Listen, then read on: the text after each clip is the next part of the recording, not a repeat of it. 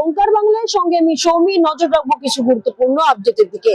যাদবপুর বিশ্ববিদ্যালয়ের তৃতীয় বর্ষের ছাত্রীর রহস্যজনক মৃত্যুর পর এলো প্রথম দফার ময়না তদন্তের রিপোর্ট।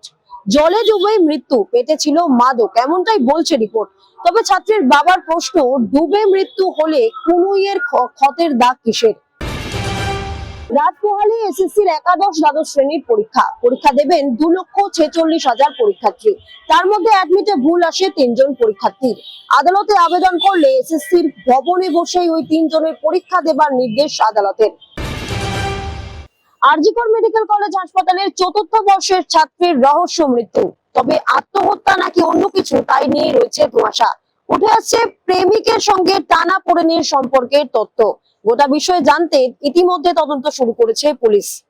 এরকমই আরো অন্যান্য আপডেট পেতে চোখ রাখুন ওঙ্কার বাংলার ডিজিটালে।